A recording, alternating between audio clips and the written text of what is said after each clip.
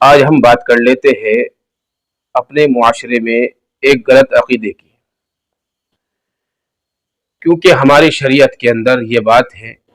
کہ ہمارا عقیدہ جتنا مضبوط ہوگا اتنا ہی ہمارا ایمان کامل ہوگا، اور عقیدہ ہمارا اپنی شریعت پر ہونا چاہیے، اپنے اللہ پر ہونا چاہیے، اور اپنے قرآن پر ہونا چاہیے، اپنے نبی صلی اللہ علیہ وسلم کی تعلیمات پر ہونا چاہیے۔ لیکن دیکھا یہ جاتا ہے ہمارے معاشرے میں جو ہم زندگی گزار رہے ہیں کہ ہمارے عقیدے بڑے الٹے سیدھے ہوتے جا رہے ہیں، ہمارے عقیدے بہت زیادہ غلط ہوتے جا رہے ہیں۔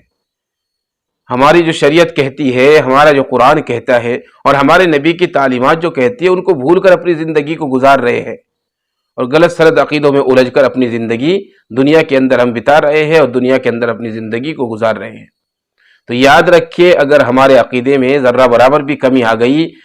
تو پھر ہمارے ایمان میں بھی کمی آ سکتی ہے۔ اس لیے جہاں تک بھی کوشش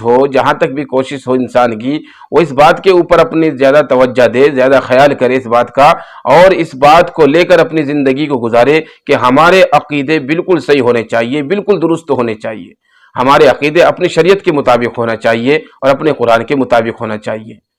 بات کر لیتے ہیں ایک عقیدے کی۔ ایک عقیدہ ہمارے معاشرے کے اندر یہ پھیلا ہوا ہے کہ جب جمعرات کا دن آتا ہے، جمعرات کی شام کو جو ہمارے مرحومین ہیں،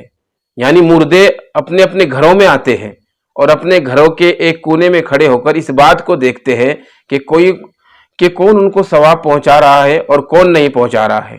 اگر کوئی ان کو ثواب پہنچاتا ہے تو اس ثواب کو خوشی خوشی لے کر واپس چلے جاتے ہیں، اور اگر کوئی ان کو ثواب نہیں پہنچاتا تو وہ مردے مایوس ہو کر اپنے گھروں سے واپس چلے جاتے ہیں۔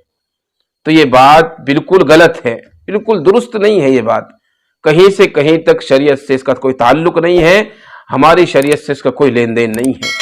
اس لیے تمام انسانوں سے ہماری یہ درخواست ہے کہ اگر کوئی اس طرح کے عقیدے رکھتے ہیں اپنے دلوں کے اندر، اپنے دماغوں کے اندر، تو وہ اپنی شریعت کے مطابق اپنی زندگی کو گزارے، یہی اصل چیز ہے۔ اور اگر یہ عقیدے ہمارے دلوں کے اندر ہیں تو ان عقیدوں کو بالکل الگ رکھے، بالکل الگ تھلگ رکھے، اور اپنی زندگی کو پاک اور صاف گزارے، اپنے قرآن کے مطابق گزارے، اپنے شریعت کے مطابق گزارے، اور اپنے دین کو اس طریقے سے گزارے کہ جس طریقے سے ہمارے نبی صلی اللہ علیہ وسلم ہمیں بتا کر چلے گئے ہیں۔ اسی میں ہمارے لیے اصل کامیابی ہے، اور اسی میں ہمارے لیے دونوں جہاں میں بھلائی ہے۔ اللہ تبارک و تعالی ہم سب کو عمل کی توفیق عطا فرمائے۔